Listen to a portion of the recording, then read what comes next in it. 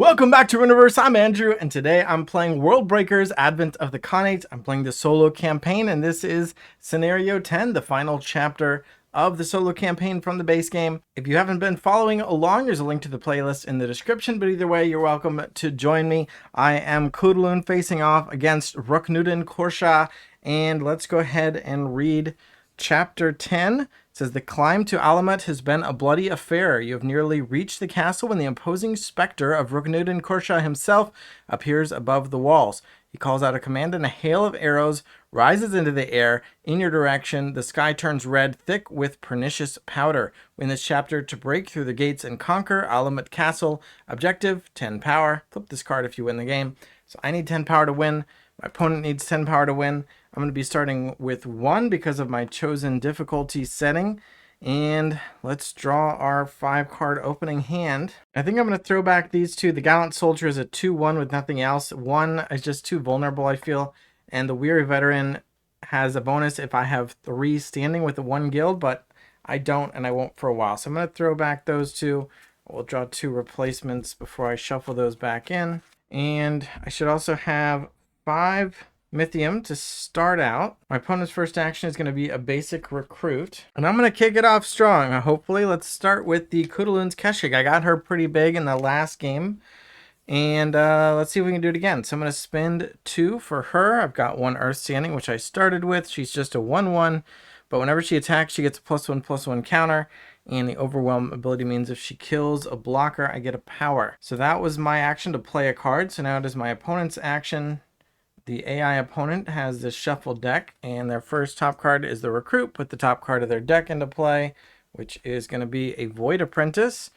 When it enters, they gain a Void Standing, but because it's not coming from an order card, it is instead 1 Mythium, which goes onto Pernicious Powder. If they end their turn with 3 or more, they will shoot one of my followers for 1, but fortunately they only have 1 for now. If a follower was defeated this round, they'll draw a card from Void Apprentice's ability, but fortunately that's not the case, so they just get this 2/2, and that was their full recruit, and it says flip this card, so we can see that their next action is going to be a skirmish. It's going to increase their Void. They started with 1, it'll go up to 2, and that's going to trigger New Rules 2, which is going to cause 4 more powerful cards to get shuffled into their deck, which is a not great way to start out this finale. But then, if they have a location, they will develop it. Otherwise, they will attack with a follower, which is kind of what we expected. And that will be attacking with the Void Apprentice. But I think for my action, I'm going to attack. Actually, no, sorry. Hold on. I'm going to play Read the Minds. Costs 2 Mythium to play this event, putting me down to 1. But as part of this event, I can attack. And the first time I gain power during this combat, I will gain 5. So when she attacks, she gets a +1/+1 counter, bringing her up to 2/2. And my opponent's AI rule says that they only block, or if they don't control a location and their next turn is either 2 or 4, they will not block with their last ready follower. Their last ready follower is here. Their next turn is even, so they will not block, which means I gain 1 power for being unblocked. And of course, because of Read the Minds, I'm going to get 5 Mythium, putting me up to 6. That is my event card done. I'm up to 2 already, but now, of course, their turn. Skirmish means their Void will go up, which is going to trigger New Rules card 2. It says Storage 4, gather these 4 cards, and when they have 2 Void standing, shuffle these in. So these 4 here, I was hoping those wouldn't show up for a while, but now they have the potential to show up any time now. If they get to 3 Void, they'll get these other 2 even more powerful cards. And then I can finish their skirmish with their attack. So Void Apprentice will attack. I can't block, so they get 1 power, but nothing else happens, fortunately. This card is discarded, and that reveals a Set the Trap, which says if they have a location, they get 2 Mythium. Otherwise, they gain 1 Mythium. Either way, they put the top of their deck into play, and now it is my third action. And I think I'm going to play the Gur Migration. I'm going to spend 1 Mythium, and I'm going to choose the top mode there. I just gained 5, so I'm not going to choose the second mode. I get another standing. The question is, do I want a second Earth, or do I want my first Moon? Currently, I have 2 generic cards that don't have any standing requirements. I actually forgot to look back through my deck, but I think I added a good moon card. So I'm going to start with a little bit of moon here, and hopefully I don't regret that, and then draw 2 cards. Okay, so that was my Gur Migration event. Now my opponent can set the trap. They gain 1 Mythium onto Pernicious Powder and put something into play, and it is the right hand. Oh, and I forgot to trigger Raknudin. So he says when they attack, they pay a Mythium and exhaust him, and he deals a wound to one of my followers. So they did have a Mythium when they attacked with the Void Apprentice, so they should have done that. They should have spent the 1 Mythium they had to deal 1 wound to the Keshig. Fortunately, I had attacked with her already, so she had grown up to a 2/2. And of course, now he is exhausted for this round. Right hand is coming out, and it says when they attack, they can pay a Mythium to increase that wound that Raknudin deals by 1 up to 2, and they have a special rule for the AI here that says this ability does not cost that Mythium, so they get to do that for free. So hopefully we can get rid of the right hand before that happens in the next round. This card, Set the Trap, gets flipped to reveal a raid, which says if they have a follower, they attack with it, and it gains breach, gain 5 Mythium. So they will be attacking with the right hand. So all I have to do is play a follower who can block it. On my 4th action, unfortunately, I did draw the Mongol Quartermaster, who costs 5, but I have 5. And he says enters migrate. Ooh, I forgot I have to migrate to do this, which is harsh. Play another follower paying 2 less, or I could just gain another Earth. Yeah, I feel like I'm kind of tight on standing. I was thinking I was going to play her for free and then gain 2 Mythium, but I would have to pay the Earth that I have to do that, and then I would have no Earth standing left and just 1 moon standing. I don't need the Earth for my current hand, but I have a lot of cards that require Earth in my deck, and my standing would have just gone down, so she would actually only give me 1 Mythium. So I think I'm actually going to choose the other mode of migrate, which is to gain an Earth standing instead. So I'm going to go up to 2 Earth and 1 moon, which means it'll take a second action to play the Lowly Bard, but I'll gain an extra Mythium out of it. Although I didn't get the 2 discounts, so I'm actually net losing a Mythium, and in fact cannot even afford to play her, but I really think I can't afford to lose that Earth standing, and it's kind of a difference of 2 Earth standing. Either I'm gaining one or I'm losing one. Yeah, I can't be at 0, so I'm not going to migrate, or I'm going to choose that mode of migrate, but he's a big old 5/4, so I'll bring him out. That was my action. Then they will raid. They will attack with the right hand. They cannot use Raknudin, even though I have Mythium, because he's already exhausted. This doesn't trigger the ability separately. This modifies his ability, so I'm pretty sure no wounds are dealt here. And I can go ahead and declare a block, which means that my opponent's 2 strength against my 4 health, and then 5 strength will kill the 2. So the right hand is dead. The Quartermaster is going to get 2 wounds on him, which will end the round. And then we can do the rally phase, during which we will trigger rally abilities, of which there are none, ready cards, and everybody gains 2 Mythium, except my AI opponent doesn't get it. I get it though. Oh, I forgot to spend the 5, so I should just have 2 now. Everybody draws a card, except for my opponent doesn't get that, and we check for victory. I have 2, they have 1, nobody has 10, and then we flip the player order, which means this flips over, and now my opponent will be taking the first action in this round. I should have discarded the raid to reveal a regular recruit. Just puts the top of their deck into play, which is the Pit of Despair. Oh, Khanate is also ready. It's a big old 7-cost location. Has 3 developments available. The first one will give them 2 power. The second one will give them 2 Mythium and a power. And the third one gives them 2 cards and a power. Those cards will be converted into Mythium on the Pernicious Powder if they get to activate that. Scoot these in. Make some room for the Pit of Despair. And the recruit is flipped to reveal another raid. So this is the one where they attack, and if they breach, they get 5 Mythium. And they would block, because now they have a location. So if I were to attack with the Keshig, she would grow up to 3/3. They would block to defend their location, and then my attacker would die, either one. If I attack with the Keshig, she becomes 2/2, or she becomes 3/3, but she already has 1 wound. So the 2 more power would finish her off. Quartermaster just has 4 health, and he already fought the right hand, so he's got 2 wounds. I can attack with both with a single action. The Void Apprentice will block the lower strength follower, which I did wrong in the previous video, but that would mean these 2 trade and he gets through. I would gain a 3rd power and take that top development off. But then my opponent will develop And they'll get the second thing, which is 2 mythium and 1 power. The 2 mythium would put them up to 3 here, and then they would shoot somebody, and that would be the quartermaster. But he would survive, at least for the moment. But I'm trading off the Keshig if I do that. I have some cards I could play, and I could just let them attack and then block, maybe trade with the quartermaster. I'm going to try that. Let's play the Humble Underpass. That's only 2 mythium. I'm going to do it. So I'm going to spend my 2 mythium to play my own location, the Humble Underpass. I can develop it twice, the first time for 2 mythium and a power, and the second time for 2 mythium and a standing. So my action was to play a card. They will go ahead and raid. They're going to attack. Oh no, because they do use Ruck-Newton though to deal 1 wound to one of my followers. But this time, I think it's okay because they're both ready. They both have 1 standing, but he has the higher cost. Pernicious Powder would target my follower with the lowest remaining health, but his ability uses the normal targeting restrictions. Pretty sure. So they're going to pay this to shoot for 1, and it's actually going to hit the quartermaster who can survive it. And I was about to trade him away anyway. He still has his full 5 strength to kill the Void Apprentice.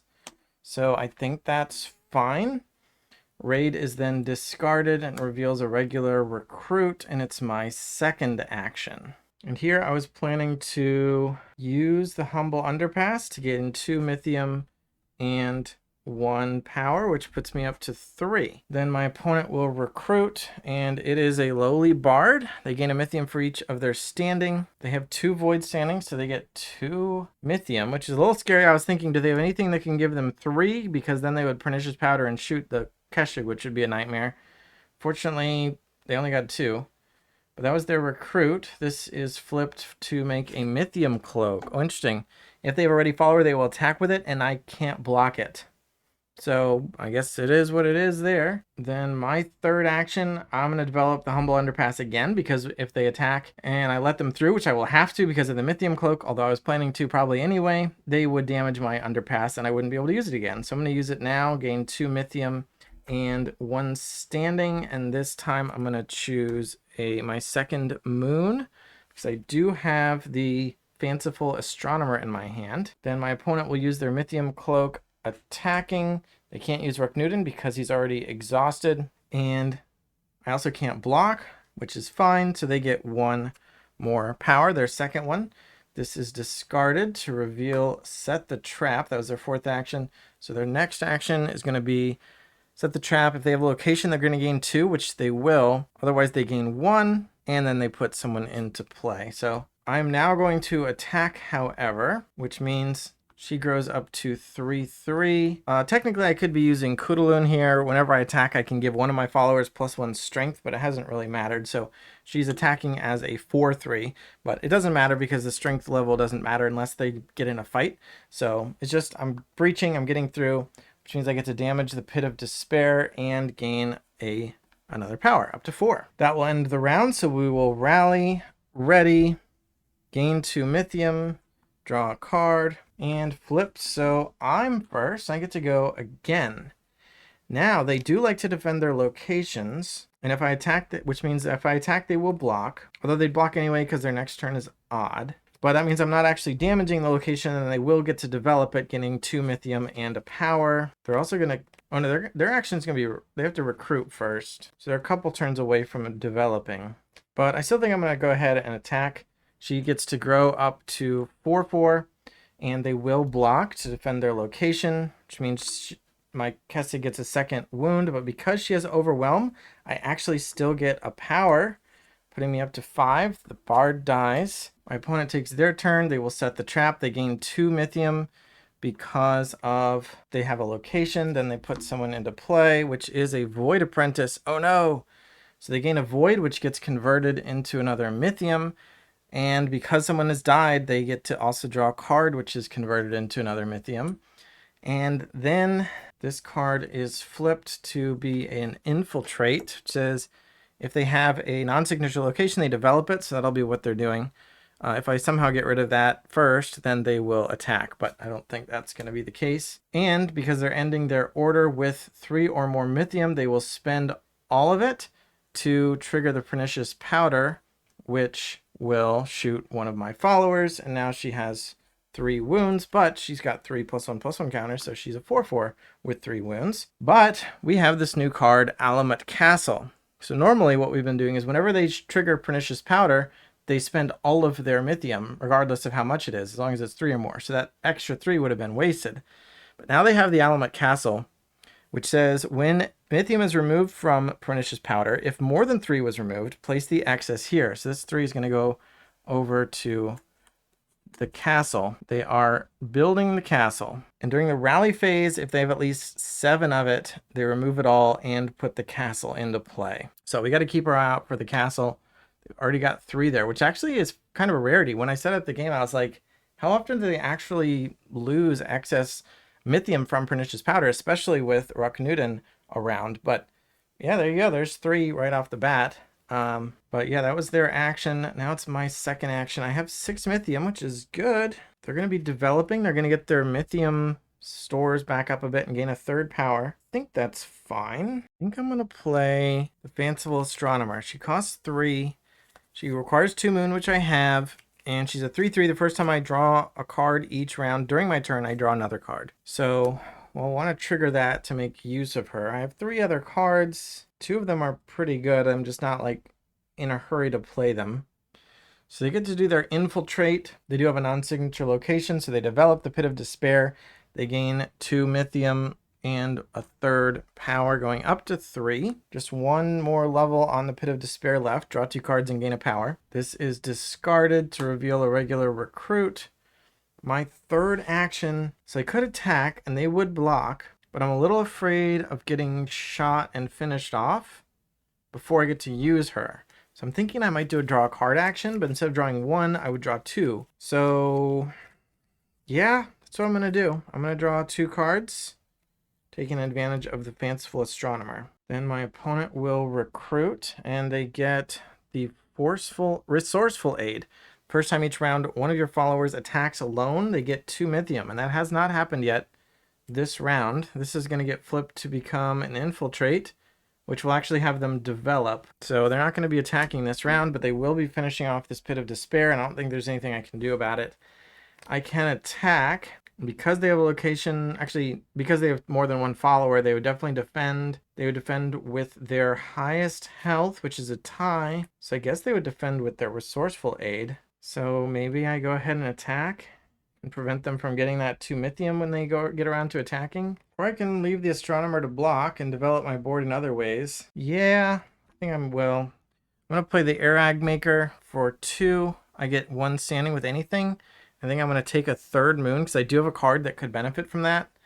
I think I might have a card that benefits from 3 earth, but I know for sure I have one that can use 3 moon. So bring him out, and my opponent can do their Infiltrate, so they're going to develop, and they get 2 more Mythium instead of the 2 cards, and they get a power. Pit of Despair is now fully developed and discarded. My opponent's up to 4, but I'm at 5. But now as they end their, this gets discarded, reveals they set the trap again.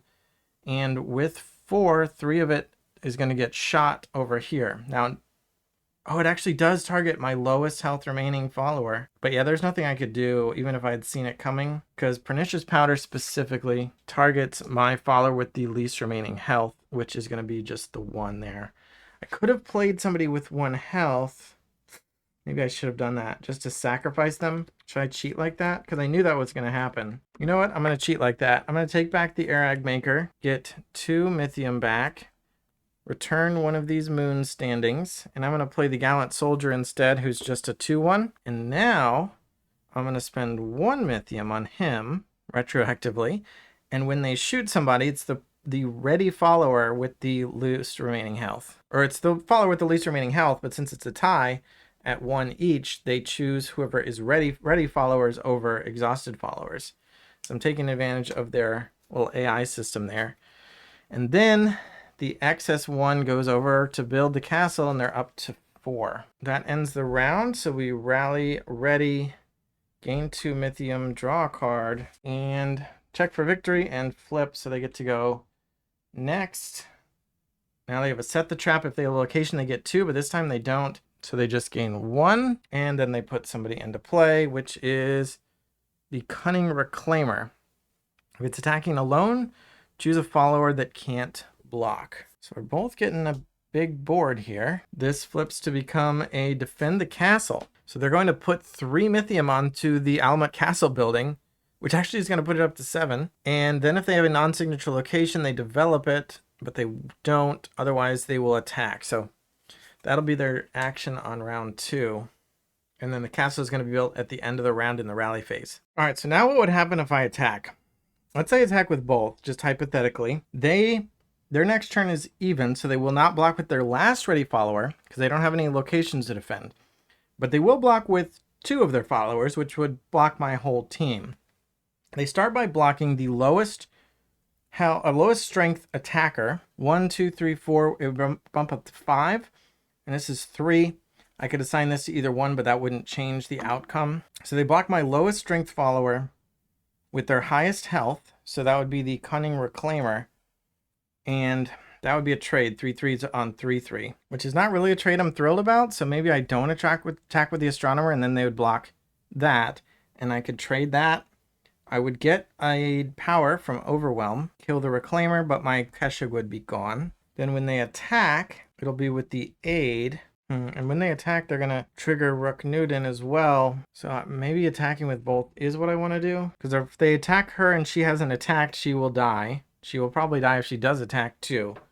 So I think she's done for. Because if I attack with her, she's going to get blocked and she will die. She doesn't have enough health left to survive any blockers. And if she doesn't attack, she only has 1 health left and she will get targeted. Or she wouldn't get targeted because this is a juicier target, having a higher standing requirement. But if this takes a wound from Ruknudin, I don't really want to block with her because then she's trading. But they will attack with their highest strength follower, which currently is this one, which when it attacks, they choose somebody who can't block, which would currently be the Astronomer. Because of the same reason, she has the higher standing. Also, if they attack at all, they're going to trigger the Resourceful Aid and gain 2 Mythium, which isn't good either. All right, I think I got it. I'm going to play the Skillful Bruiser for 2. And she's a 3/1 with Overwhelm. The Overwhelm's not going to be coming into play here. But now when they're going to defend the castle, they get 3 more here. They attack. When they attack, they choose their highest strength, which is the Reclaimer. When this attacks, they choose someone who can't block. They choose ready followers over exhausted. They're all ready, so that's a tie. Next is highest standing, which is the Astronomer, which now can't block. But also when they attack, they trigger him. And they spend the Mythium from Pernicious Powder. That has the same decision-making process as the block, so it's actually putting a wound onto the Astronomer as well. And now I can go ahead and block with the Bruiser and have them trade.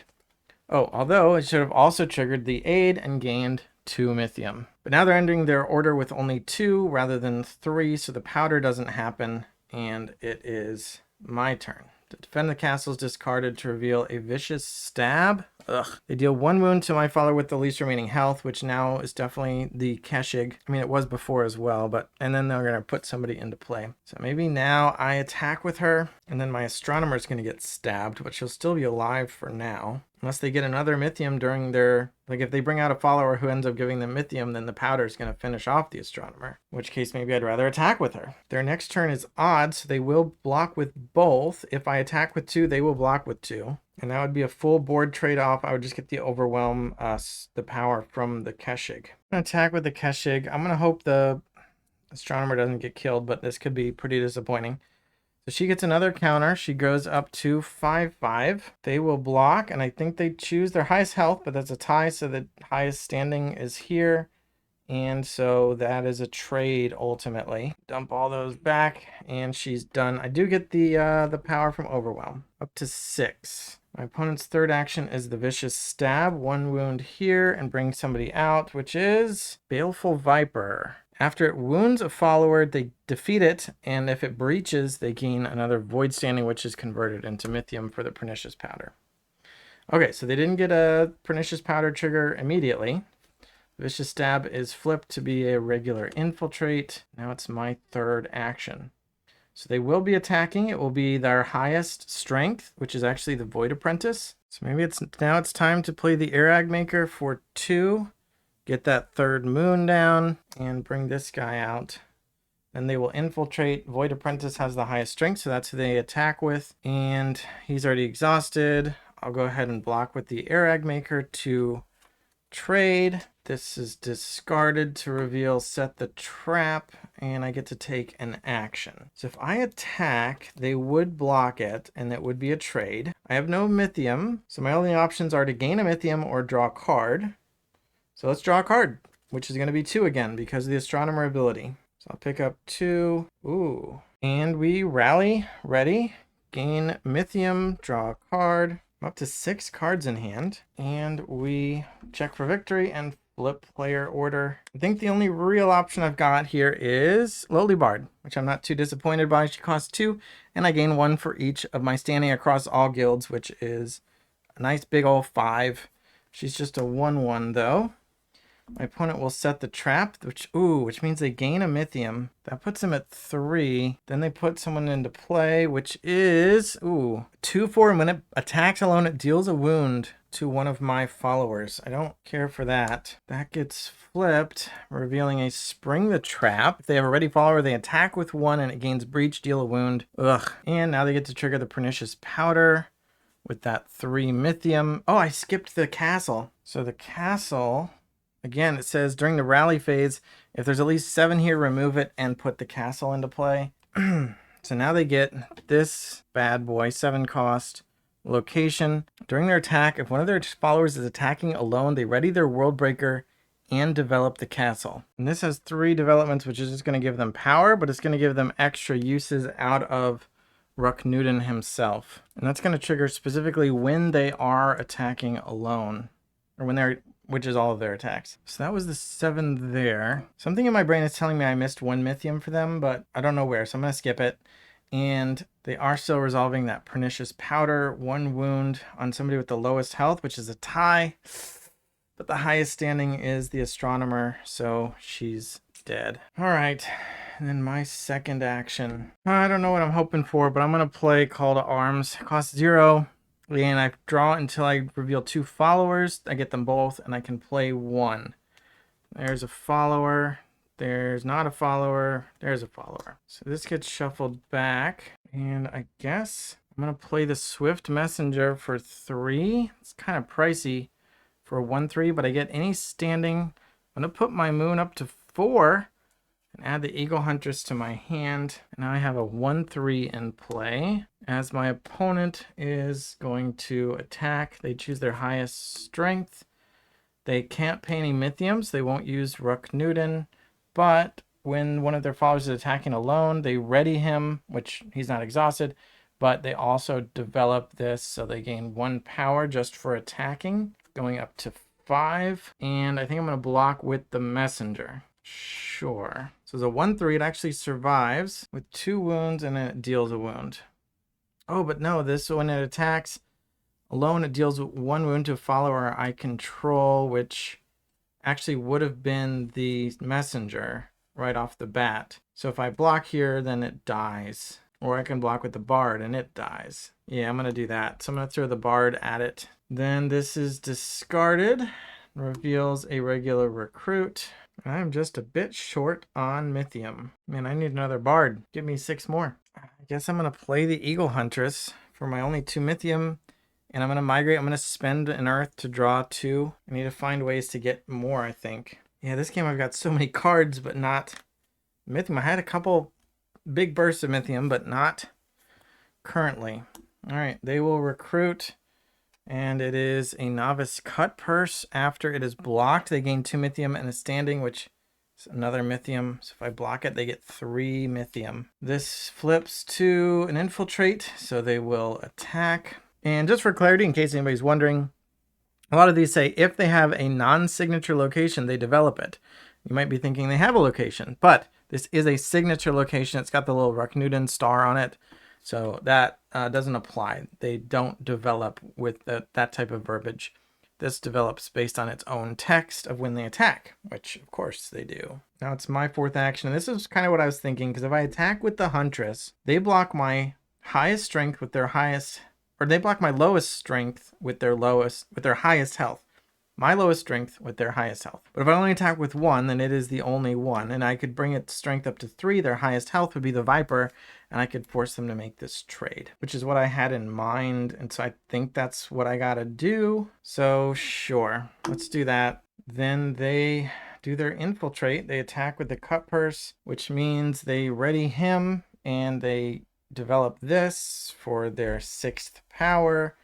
And I think I have to block, which sucks because now this gets a wound. This triggers after it's blocked. They get 2 Mythium and a standing, which is 3 Mythium, which goes on the powder, which means they end their order by spending it to shoot somebody, which is, of course, my messenger.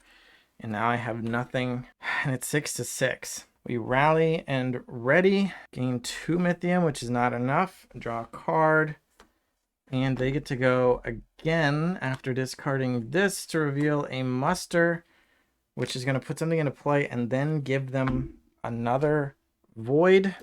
So you get the Callous Closer. First time each round a follower is defeated, they draw a card, which converts into Mythium for Pernicious Powder. And then they get their 3rd void, which triggers the New Rules 3 card, which puts these 2 cards into their ever-shrinking deck. So that's fun. This is flipped to be a regular infiltrate, and it's my turn with my 2 Mythium. 7 cards. I started strong. I think I just have to take a Mythium. It's not much good stuff I can do. Then they will infiltrate, which means they're going to attack with their highest strength is the closer. When they attack, they trigger the castle. They gain 2 more power, going up to 8. The castle is done, but it doesn't get discarded. It goes back under this, so they can build it again. They get another 7 Mythium there. And they get a power because I can't block them. This is discarded. Got a regular recruit next. So now for my 2nd action, I'm going to play the Amu River Armorer for all 3, but I'm going to migrate to get that 3 back. I'm spending my only remaining Earth, so now I just have the 4 Moon, which is kind of funny. She's just a 2/2. They will recruit yeah, there you go. There's a good one. 4/6, of course. When it's attacking alone, they pay 0 to deal 1 wound. That is an X, but the special solo rules make that a 0. So when it attacks, they just deal 1. And it's a big 4/6. This gets flipped to a Stupefy, which means they will attack, and if they breach, I have to discard 2 cards. But if they breach, I lose the game because they'll go up to 10 power anyway. Man, I've been sitting on this bolt trap for a long time. I was thinking I wanted a better target, but now all the cheap, smaller 3 costs are gone, and it's just a bunch of 5 and 4, 5, 6 out. And I can't use this bolt trap on them. And maybe I should have used it on one of the little guys to preserve my followers, but it just didn't seem worth it. Well, we'll just play it out. I'm going to play this Submerged Brilliance for 3. And I can use it to gain 2 cards and 2 Mythium, gain a standing and a power, and gain a power. And currently I'm doing none of those things. I'm just going to put it into play. My opponent will Stupefy. They'll attack with their highest strength, which is the Ancient Butcher. I have to block. They deal a wound when they attack, but it's going to kill this anyway. And then this gets 2 wounds. But when something died, the Callous Closer triggers. They draw a card, which is converted into a Mythium. And I can take my action, which is going to be use the Submerged Brilliance for 2 cards and 2 Mythium. We rally, ready, gain Mythium, draw. The Stupefy should have been discarded. We flip this. I get to go first. This is reshuffled. Let's see what they're going to kick off with here. It is a regular recruit. All right. But I get to go first. Not sure my options here, but let's play Gratuitous Gift for 0. I play a follower for 2 less, and I'll play the Steel-clad Captain for 2. She's a 3/5, and when she blocks, if I have 4 Moon, which I do, she gets to ready. She can't block again during that same attack, but they only ever attack with 1 anyway. So hopefully that'll be nice. The problem is she's not great against this Callous Closer, which is their highest strength follower, whom they will actually be attacking with. And then they will recruit, and it is just a Swift Messenger. They get a standing, which instead is 1 Mythium, and it's just a 1/3, so I think that's going to be pretty much irrelevant. This gets flipped to a Skirmish, which will give them another Void, which won't really matter, and then they will attack, which is what we expect. And of course, that will be with this Closer. So what am I going to do about that? Well, nothing. I probably shouldn't have played the Captain, because now I have to block with her unless I can play somebody else, which I can't. All right, I think what I actually needed to do, I'm going to rewind that, gain that back, pick this back up. I'm going to use the Submerged Brilliance to gain a power and a standing. So I go to 7 and I'm getting one of my Earth back. Then they did their thing, which was to play that. And now I get to go and I'm actually just playing a Lion Tamer or Dog Tamer, which costs 1. And I'm going to migrate away my Earth again to gain 3 more. And now they can go and attack. They get a 4th Void. I don't think that matters. They attack with the Closer. And no, I'm dead. Yeah, I didn't really have any good options there because now they use him. They have the Mythium to spend to shoot and kill this before I get to declare any blockers. I don't get to block and they gain their 10th power. I mean, technically you play out the round, but this also gets destroyed. This just gets discarded. I get to take another action. I can play the Volatile Furnace and go down to 1 power. It says the ability to give me 2 power. I could damage it to destroy a follower, but it's pretty much irrelevant. I need that top level 2 power there. So then they will muster somebody else, which is just a location. This gets flipped to an infiltrate. And then I can do an action, which is to gain 2 power, but I'm only going up to 9. And then they will infiltrate and they actually develop, which is another power as well. And the Mythium, which means when we check for victory, they've got 11 to my 9. So it was like kind of close. I was winning at the beginning and I just got completely overwhelmed, unfortunately. Not a great showing in the finale. But let's read it anyway. I lost like half the games in this campaign, so par for the course, I suppose. You got to practice to get better. The end of chapter 10, you break through the gates of Alamut and battle. Oh, I didn't really break through the gates, did I? The gates broke through me. And battle spills into the castle's courtyard. You're about to order your warriors to ransack the castle when suddenly a woman's voice calls out a single word, "Enough!" You not only hear the sound, but feel the woman's presence as well. Has she somehow connected to your empathic bond? For a moment, everything goes still. Then she appears, stepping calmly into the courtyard. She's not dressed for battle, but she wears a robe of fine material and grim expression. She speaks again. Alamut has fallen. Ruknudin Kursha has gone into the mountains, and so it falls to me to declare the surrender of the order. Be merciful to us, mighty Khan, for this place is our only home. Your battle is won. You dismount from your horse and step forward into a new beginning. Congratulations, you've completed the Advent of the Khanate solo campaign. The story will continue in the Khanate Eternal. I think they might have changed the name to the Indigo Sisterhood. I mean, I know the next expansion is called the Indigo Sisterhood, and I assume that is a renaming of what would have been the Khanate Eternal. Regardless, I'm glad they said I completed it, because I did complete it, even though I didn't win it. I mean, technically I didn't complete it, because I shouldn't have been flipping over these cards. But never mind about that. Thanks for watching. Thanks for subscribing. And bye.